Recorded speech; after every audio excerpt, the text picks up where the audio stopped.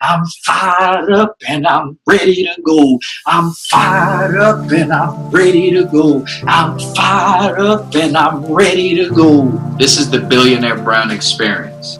Let's go.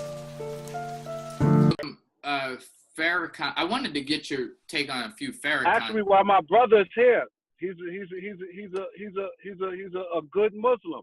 You can ask me some questions. If I can't answer it, I'm sure he can. Is nothing off limits with him? He left out the car.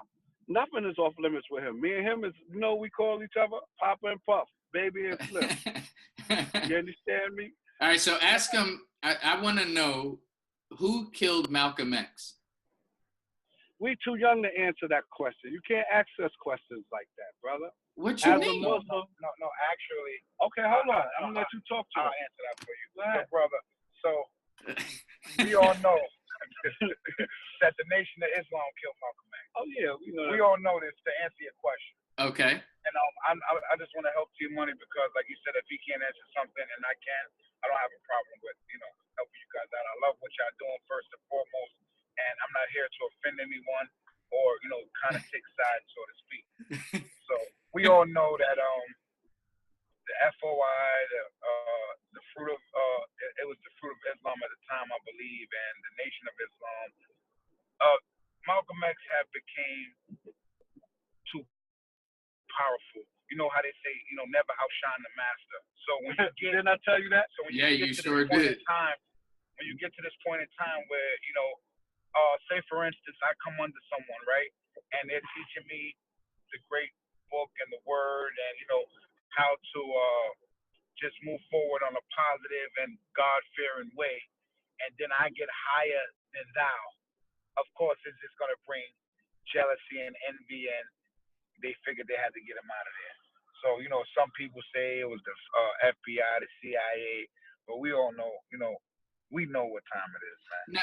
Now, Malcolm X did say, I was watching an interview with Malcolm X, and he was talking about, and I'm not too familiar with Nation of Islam, so. Are you talking about the interview when the feds interviewed him when they came to his house? No, I'm talking about how he found out that Elijah Muhammad had all these babies from wives that he wasn't married to.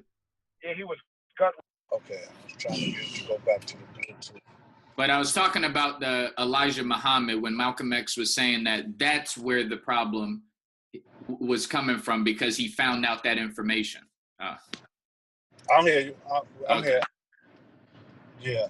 So is that true? Did that have anything to do with his being killed as well? It was from my understanding, it was underage girls. And that wasn't in the deen. And when he went to Mecca and he realized that, the white man wasn't the enemy, and, you wasn't supposed to have fornication with underage girls, and he had babies by them. And then when the women started showing him the babies, and I guess the babies looked like him, that like my cousin said, that broke his heart. But at the same token, he got so powerful and so high and became this cult-like figure that he couldn't quit because a lot of people depended on him and looked at him as a role model. Is his shifting of thought from before Mecca to after Mecca, is that respected in the Nation of Islam? It doesn't have to be respected in the Nation of Islam. Islam as a whole is a way of life, and that's when he went to Mecca. That's when he realized that in America, those white people are against black people, but it's not a whole thing as in the world and on a global scale. But did he lose? And from your guesstimation, did he lose more followers or did he gain more followers? He gained more followers, and he lost people from the fruit of Islam. But he converted people to the Nation of Islam. Exactly. That's what I'm trying to tell you. All right, it's like this, right? The NBA has 32 teams, right? Mm-hmm. Now, one team is playing basketball a certain way. And now they star player goes to another team and takes all of that teaching to all the other teams. The other 31 teams is bigger than the one team. You get what I'm trying to say? Meaning the fruit of Islam is just one fraction of Muslims. That's not the whole religion. See, a lot of people don't understand that. A lot of people get this thing misconstrued, right? Jews are not a race. Jews is a religion. Muslim is not a race. It's a religion. He went to Mecca and realized that, oh, there's white Muslims. There's brown Muslims. There's all color Muslims. They was under the assumption that Muslims was black. Like, there's black Jews. You understand what I'm saying? The white man was the devil. But that's what I'm trying to explain to you. They're programmed to think that religion is a race. It's two different things.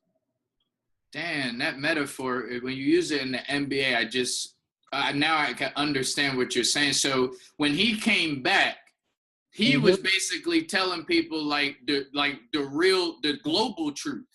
Yeah, this is the truth, because when you make that would have messed up the whole make that pilgrimage. That would have messed up everything that was happening here had that message been given out. See, you only really gonna get that message if you take the pilgrimage, because that's the beauty of the whole thing, to purify yourself in the religion. They didn't take the pilgrimage. Most of the people back here. A lot of Muslims and from the FOI probably never left America. Everybody doesn't make that pilgrimage over there to Mecca. No. That's a privilege. That's an honor. That's not what everyone's going to do. Yeah. Every Muslim is not going to make the pilgrimage to Mecca. It's something you're supposed to do, but that's not what everybody does. That's just like saying you go to Jerusalem if you believe in Jesus and bathe in that water.